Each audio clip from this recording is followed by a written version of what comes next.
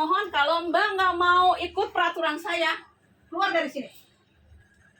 Mbak udah terlalu bikin saya pusing. Mending sekarang tanda tangan, selesai urusan. Saya bilang nggak mau, Saman paham nggak? yang punya utang yang lebih galak, woi. Mana suaranya? Yang di belakang. Emang keluarga saya mafia? Sekarang gini Mbak bisa mulut gede, saya bisa lebih gede.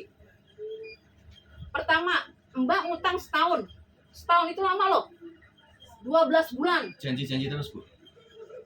Mbak janji-janji terus. Kalau orang yang punya niatan buat bayar, dibayar.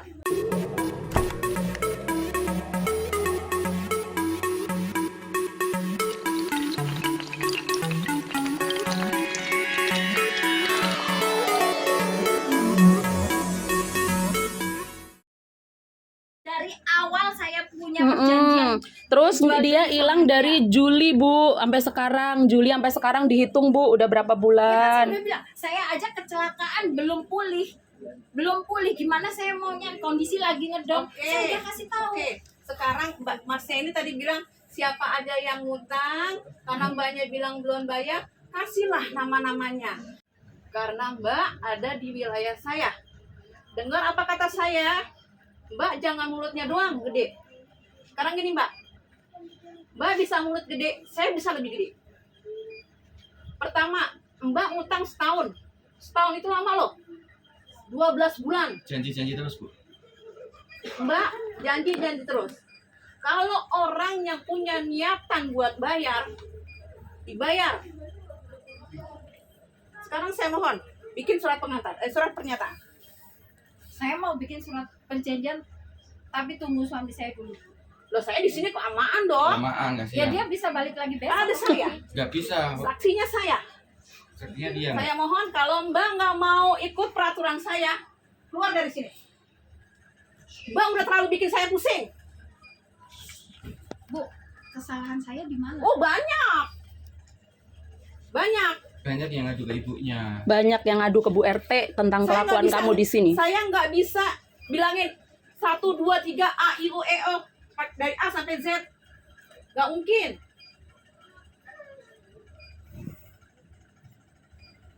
Mbak mau bikin surat pernyataan atau nggak pindah dari sini? Saya lebih baik pindah dari sini. Terus suaminya mana? Suaminya orang baik loh Mbak. Lah memang suami saya baik. Suaminya pun udah cerita dari A sampai Z ke saya. Bersalah Mbak.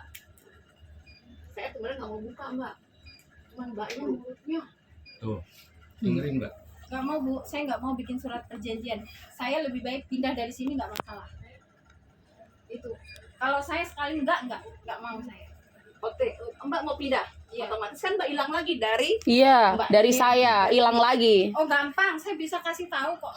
WhatsApp aja dianggurin, Bu. Jangan Saya percaya tadi omongannya, nggak Bu. dibaca, Bu. nggak dibales, Bu.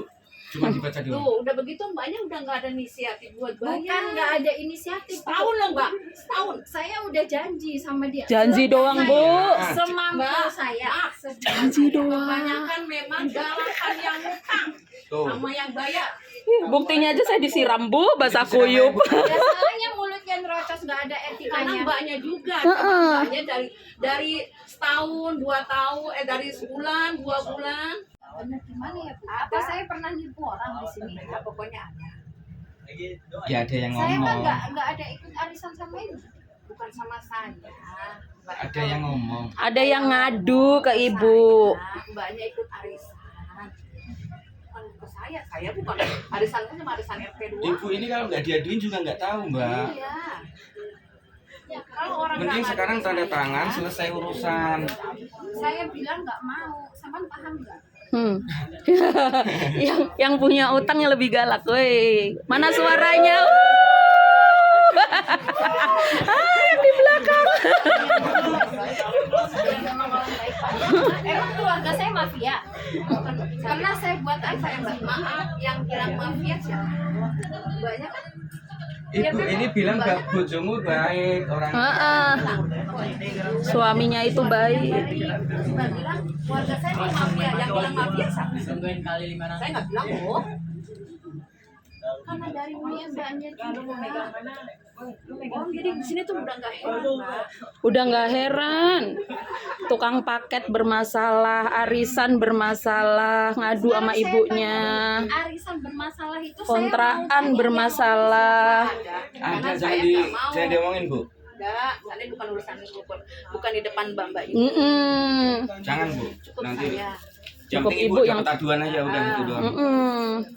Sekarang tanda tangan udah selesai sama Saya pulang. bilang Nih. nggak mau. Ngapain? Sekarang mbaknya mau diurusin sama saya aja. Apa sama Pak RT? Pak RT lagi ngaji. Pak RT lagi dialog sama mbak. Sekarang kan udah ada keputusan ya Ibu, saya nggak mau tanda tangan, silakan pindah dari. Oke, saya pindah dari sini. Oke, kalau mbak pindah kan masalah nggak akan selesai. Lah memang nggak akan selesai, tapi saya punya tanggung jawab, saya masih tetap mau bayar. Ya tanggung jawabnya dalam bentuk materai ini. Kalau kamu memang benar tanggung jawabnya. Kalau kamu nggak ada tangan, berarti kamu nggak niat bayar. Heeh. Titik. Saya bilang saya niat, tapi saya nggak mau. Nah, berarti kan nggak ada kejelasan. Mau berapa tahun lagi saya nunggu? Kalau kamu pindah, saya nyarinya kemana? Mampang, saya udah bilang saya pindahnya ke Mampang. Tanya Mbak Menik tuh, Mbak Ya Menik ya tahu. kalau tahu Mampang kan luas ya Bu. Sebelah mana juga nggak tahu. Udah pindah ke kontrakan saya yang dulu. Saya nggak jauh-jauh kok. Sekarang gini mbak, intinya gini ya mbak. Kalau mbak punya niatan buat bayar, berapa susahnya tanda tangan? Nah, Nah, iya kalau memang ada niatan. Saya masih punya niat. Berapa kali saya bilang, tapi saya nggak mau bikin surat Ya perjanjian. udah, berarti itu mbak udah nggak ada niatan. Bu Saya RT bilang, saya sampai masih geleng-geleng. punya niat. Kalau saya pindah dia pun nanti tahu kok tempatnya. Saya nggak jauh kemana. Anak saya juga masih sekolah. Astagfirullahaladzim. saya nyari separinya. Istighfar dulu, rame-rame yuk. Astagfirullahaladzim. Ya.